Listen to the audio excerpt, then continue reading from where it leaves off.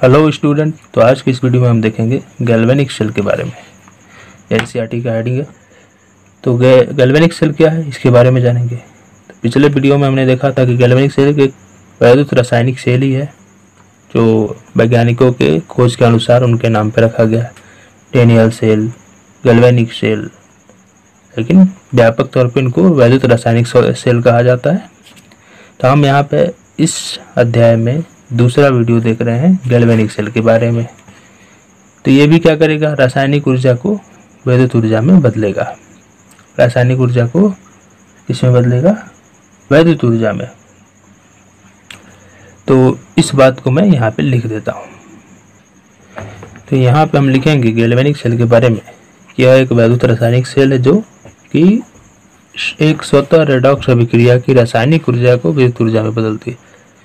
रासायनिक ऊर्जा को वैद्युत ऊर्जा में बदलती है, लेकिन यहाँ पे एक विशेष स्टेटमेंट कि स्वतः रेडॉक्स अभिक्रिया, इसके अंदर जो कि एक स्वतः रेडॉक्स अभिक्रिया की रासायनिक ऊर्जा को वैद्युत ऊर्जा में बदलती है।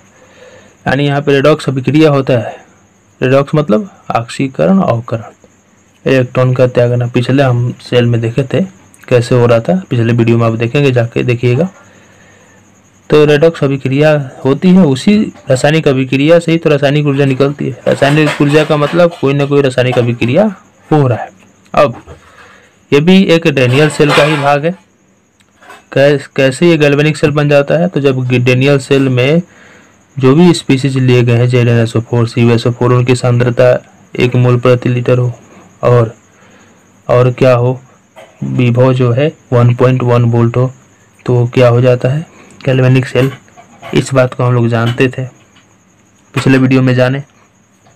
इसी बात को हम लोग आगे देखेंगे। सारा ऑक्सीकरण अभिक्रिया, अर्ध सेल अभिक्रिया, सेल अभिक्रिया डेनियल सेल का ही होगा। इन सारी बातों को मैं यहाँ पे लिख देता हूँ।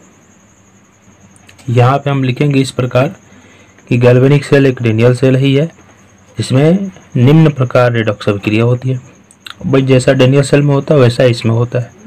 तो हमने देखा था कि डेनियल सेल में जो अर्ध सेल अभिक्रिया है, एनोड पर क्या होता है कि जिंक अपना 2 इलेक्ट्रॉन त्यागता है, Zn2+ में बदल जाता है। तो इसी को कहा जाता है ऑक्सीकरण अर्ध अभिक्रिया। क्योंकि ये आधा है, पूरा सेल अभिक्रिया नहीं, आधा सेल की अभिक्रिया है, इसीलिए जो भी धातु इलेक्ट्रॉन त्यागता है उसको ऑक्सीकरण, तो वहाँ पे होता है ऑक्सीकरण। फिर कैथोड पर क्या होता है? अवकरण। यानी जो कॉपर Cu2+ कॉपर आयन है दूसरे पात्र वाला, वो 2 इलेक्ट्रॉन इसका ले लेता है और कॉपर सॉलिड में बदल जाता है, ठोस में। तो यहाँ पे अवकरण अर्ध अभिक्रिया होगी। अब इन दोनों सेल अभिक्रिया को जोड़ देंगे, अर्ध अभिक्रिया को, तो आ जाएगा हमारा सेल अभिक्रिया। तो यहाँ पे हमने दोनों समीकरण को जोड़ दिया, 2 इलेक्ट्रॉन कट गया, ये दोनों साथ में हमने लिख के रख दिया। तो ये फाइनली हमारा सेल अभिक्रिया आ गया। ये सेल अभिक्रिया है, इसमें जिंक कॉपर को 2 इलेक्ट्रॉन दे रहा है, जिंक Zn2+ में बदल रहा है और कॉपर इसका Zn2+ का 2 इलेक्ट्रॉन लेकर Cu में बदल रहा है। तो ये हो गया। अब हम लोग जानेंगे, थोड़ा सा उपयोग दिया इसके बारे में, गैल्वेनिक सेल का उपयोग, तो उसको देख लेते हैं कि गैल्वेनिक सेल का उपयोग कहाँ होता है। यहाँ पे हम देखेंगे कि गैल्वेनिक सेल का उपयोग कहाँ किया जाता है। तो यहाँ पे बता रहा है कि इस युक्ति में जो स्वतः रेडॉक्स अभिक्रिया होती है, रेडॉक्स अभिक्रिया मतलब पहले ही बता चुके हैं कि ऑक्सीकरण होगा और अवकरण होगा।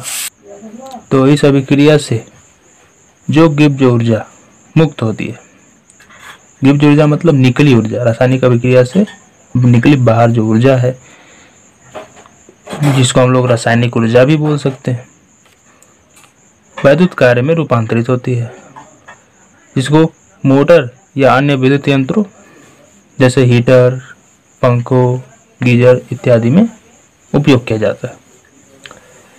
तो अब हम लोग आगे देखेंगे, यहाँ पे हम जानेंगे इलेक्ट्रोड के बारे में। इलेक्ट्रोड क्या होता है? तो जो भी सेल है उसमें ये जो धातु की 2 छड़ें हैं, इनको इलेक्ट्रोड कहा जाता है। एक एनोड होता है, एक कैथोड होता है। जिसपे ऑक्सीकरण होगा वो एनोड होगा, जिसपे अपकरण होगा वो कैथोड होगा। इन्हीं बातों को हम जानेंगे। तो यहाँ पे हम लिखेंगे कि सेल के पात्र में स्थित धातु की छड़ को इलेक्ट्रोड कहते हैं। इलेक्ट्रोड के 2 भाग होते हैं, एक एनोड एक कैथोड। एनोड क्या है? तो जिस इलेक्ट्रोड पर ऑक्सीकरण होता है, मतलब इलेक्ट्रॉन जो इलेक्ट्रॉन त्यागता है उसे एनोड कहेंगे, और जिस इलेक्ट्रोड पर अवकरण होता है, मतलब जो इलेक्ट्रॉन को ग्रहण करता है, उसे कैथोड कहते हैं। अब हम लोग जानेंगे अर्ध सेल के बारे में कि अर्ध सेल क्या होता है। तो यहाँ पे अर्ध सेल के बारे में हम लोग जानेंगे क्या होता है अर्ध सेल। तो यहाँ पे जो आप चित्र देख रहे हैं, इसमें ये सेल होता है, इसमें ऑक्सीकरण अभिक्रिया होती है, अर्ध अभिक्रिया, इसमें अवकरण अर्ध अभिक्रिया होती है। इन दो पूरा ये सेल होता है, इसके आधे भाग को अर्ध सेल कहा जाता है। तो ये आधा अर्ध सेल है या अर्ध सेल है या ऑक्सीकरण है, यहाँ पे अवकरण अर्ध सेल। तो इन सभी को जानेंगे हम लोग। यहाँ पे हम लिखेंगे कि डेनियल सेल में अभिक्रियाएं दो भिन्न भाग में होती है, ऑक्सीकरण अर्ध अभिक्रिया जिंक इलेक्ट्रोड पर, और जबकि अपचयन अर्ध अभिक्रिया कॉपर इलेक्ट्रोड पर होती है। सेल की ये दो भाग अर्ध सेल या रेडॉक्स युग्म कहलाते हैं। रेडॉक्स युग्म क्यों कहा जाता है? क्योंकि यहाँ पे रिडक्शन, एक जगह रिडक्शन एक जगह ऑक्सीडेशन हो रहा है। जिंक पर ऑक्सीडेशन हो रहा है और कॉपर पे रिडक्शन, और इसलिए रिडॉक्स रेडॉक्स। यहाँ पे ध्यान से देखें तो रेड और ऑक्स, रिडक्शन और ऑक्सीडेशन एक ही साथ साथ होते हैं। फिर अर्ध सेल के दो भाग हो गए तब, ऑक्सीकरण अर्ध सेल जिंक इलेक्ट्रोड जिसको कहा जाएगा, और अपचयन अर्ध सेल जो कॉपर इलेक्ट्रोड होता है। तो ये बात यहाँ पे जानकारी के योग्य थी।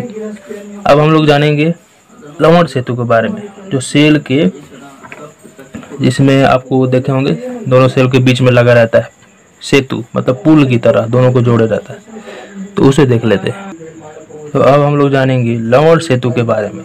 लवण सेतु क्या होता है? तो चित्र में आपने देखा होगा कि दोनों सेल के ये अर्ध सेलों को जोड़ रहा है एक सेतु जैसा, पाइप नली जैसा है, जो यू आकार का है। अगर इसको उलट दे तो ये यू आकार का नजर आएगा इस तरह। तो लवण सेतु यू आकार की एक नली है। इसमें क्या रहता है? तो KCl या NH4Cl जैसे वैद्युत अपघट्य भरे रहते हैं। और ये एक ऐसा पदार्थ, एगर एगर नाम के पदार्थ के साथ उबालकर भरे जाते हैं। उनके साथ उबालने पर ये जेल बन जाते हैं। जेल मतलब जो चिपचिपा द्रव होता है, जो इधर मतलब कि निकलेगा नहीं, इनसे चिपक जाएगा इसी के साथ। और इस प्रकार ये तैयार हो जाता है लवण सेतु। ये सेतु की तरह व्यवहार करता है, यानी दोनों अर्ध सेलों को जोड़ता है, इसलिए सेतु कहा जा रहा है। सेतु क्या? पुल आपने देखा होगा, ब्रिज क्या करता है? एक पोर्शन को दूसरे पोर्शन से जोड़ता है, इसीलिए इसका नाम भी रख दिया गया लवण सेतु। लवण इसलिए रखा गया क्योंकि इसके अंदर लवण भरे रहते हैं, KCl या कोई भी लवण। अब ये सक्रिय नहीं होना चाहिए, अक्रिय होना चाहिए, क्योंकि अगर सक्रिय होगा तो ये क्रिया कर लेगा क्योंकि हमें केवल वैद्युत उदासीनता बनाए रखना है, क्रिया नहीं करने देना है। तो यहाँ से आयन, इसका कार्य क्या है लवण सेतु का, कि दोनों अर्ध सेल को जोड़ता है, और जिसके चलते विद्युत धारा इस सेल से इस सेल में जा पाती है, अर्ध सेल से। ऐसा क्यों हो पाता है? क्योंकि यहाँ पे आयनों का संतुलन बनाए रखता है, दोनों आयनों का। मान लीजिए लगातार Zn आ रहे हैं इससे, इस एनोड से, यहाँ पे Zn बढ़ते जाएंगे, जो इसमें SO4 है वो घटता चला जाएगा। तो इसकी उदासीनता बनाए रखता है Cl- आके, Cl- आते जाता है, Zn2+ की उदासीनता बनाए रखता है। इधर Cu खत्म होते जा रहा है और SO4 बढ़ते जा रहा है, तो यहाँ पे भी उदासीनता चाहिए, इसलिए यहाँ पे K+ आता है, इसकी उदासीनता बनाए रखता है। और इस प्रकार विद्युत धारा भी बहती रहती है, उदासीनता भी बनी रहती है। तो इसी को बात को सारा को लिख लेते हैं। पहले लवण सेतु क्या है और उसके कार्य क्या है। यहाँ पे हम लिखेंगे कि यह यू आकार की नली है जिसमें अक्रिय वैद्युत अपघट्य KCl या NH4NO3 के घोल को सामान्यतः एगर के साथ उबाल कर यू नली में भरकर और ठंडा करके जेली बना देते हैं। एगर क्या है? तो एक ऐसा पदार्थ है जिसको इनके साथ गर्म करते हैं तो वो उनको जेल बना देता है, जेली जैसा चिपचिपा पदार्थ बना देता है, जैसे कोलगेट होता है ना वैसा। तो ये एगर होता है। अब लवण सेतु के कार्य क्या है उसको देख लेते हैं। लवण सेतु के कार्य में हम लिखेंगे कि यह परिपथ को पूरा करता है और एक अर्ध सेल से दूसरे अर्ध सेल में विद्युत धारा को बने देता है। ऐसा क्यों होता है मैंने पहले ही बताया। यह दोनों अर्ध सेलों के विलयन की विद्युत उदासीनता बनाए रखता है। कैसे वो भी मैंने बताया आपको। आयनों के एक इधर आयन बढ़ते जाता है, उधर घटते जाता है, इसलिए दोनों को बैलेंस करने के लिए आपस इनसे निकलता है वैद्युत अपघट्य बाहर, उनको बैलेंस कर देता है, इसलिए उदासीनता बनी रहती है। तो ये यहाँ से समाप्त होता है। अगले वीडियो में हम जानेंगे इलेक्ट्रोड विभव, मानक इलेक्ट्रोड विभव और वैद्युत वाहक पर। तो मिलते हैं अगले वीडियो में। धन्यवाद।